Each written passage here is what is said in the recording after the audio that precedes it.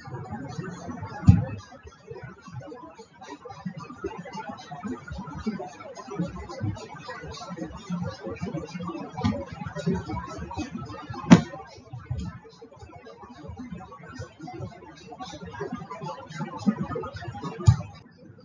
students, this is Benazir Fatima, Assistant Professor, School of Legal Studies, Liberty University.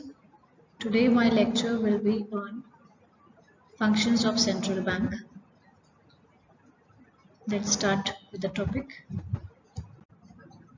First of all, let me tell you what is a central bank. Now, in every country, there is one bank which acts as the leader of all the money markets, supervising, controlling, and regulating the activities of commercial banks and other financial institutions. It also acts as a banker of issue and is in close touch with the government as banker, agent, and advisor to the government. Such bank is known as central bank of the country, which means that every country has one bank who is the controller of all the economic activities through commercial banks in the country. It also regulates and controls and manages the commercial banks who tend to give loans and advances and accept deposits from the public. The entire regulation of money, channelizing it, generating it, managing it, handling it, rests with the central bank of each country. And in India, we have a central bank as Reserve Bank of India, which is RBI. Now we move on to the functions of central bank. As we have known what is a central bank, we can proceed with the function as to what it performs. What are the functions of central bank? The first function here mentioned is bank of issue, which means it has an exclusive monopoly of issuing of notes as currency, which is issued by central bank and declared as unlimited legal tender throughout the country.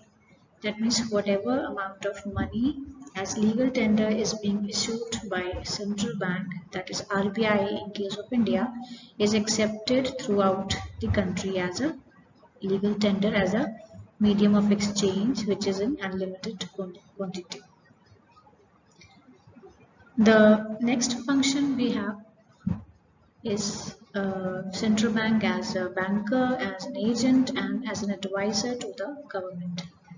Now, as banker and agent, RBI keeps the banking accounts of the central and state government and also makes and receives payments on behalf of the government, providing short-term advances to the government and advises the government on all the monetary and banking matters. So it acts all as a banker, that means keeping the accounts of central and state government, as an agent, that means making payments and receiving payments on behalf of it, and giving advices to both the government, central and state, on various monetary and banking matters. The next one we have is custodian of cash reserves of commercial banks. Now all the commercial banks keep part of the deposits as reserve with the central bank, and hence the name Central Bank of India is being achieved, since it acts as a reserve, cash reserve for all the commercial banks. The centralized cash reserve serves as a basis of larger and more elastic credit structure and helps the commercial banks to meet their crises and emergencies. Now, having one centralized cash reserve makes it quite easy and a little bit flexible for the subordinate commercial banks to meet their crises and emergencies whenever they need it, without any delays or confusions or chaos. The next type is custodian of foreign balances of the country. The RBI holds the foreign exchange assets of all commercial and non-commercial banks of the country. It is the responsibility of RBI to maintain the rate of exchange and manage and control the other restrictions imposed by the state.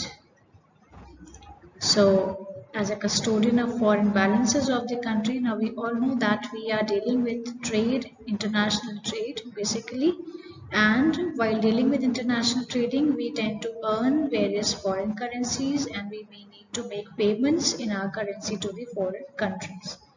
Now, RBI holds this exchange assets for the commercial and non-commercial banks of the country. It makes it easier for the exchange, providing a controlled rate of exchange without any fluctuations, so that it does not cause any kind of confusion, so chaos in the economic balance.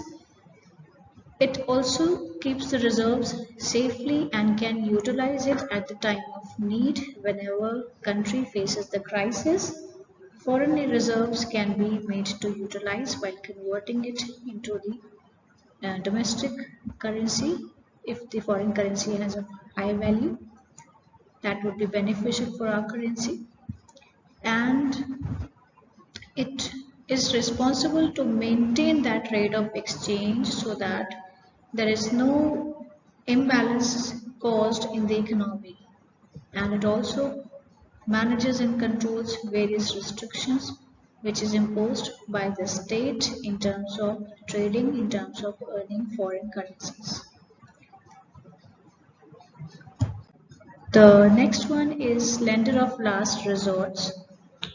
And central bank never refuses to accommodate any eligible commercial bank experiencing cash shortage.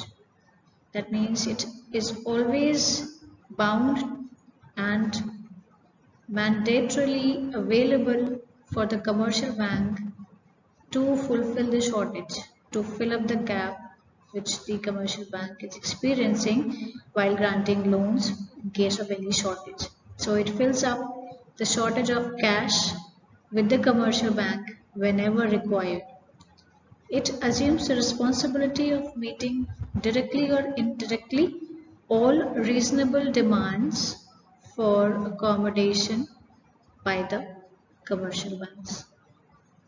So, whatever types of reasonable demands are there of the commercial banks, the central bank is bound to listen and to meet it out as soon as possible for maintaining economic balance, so that the flow of currency is not disturbed.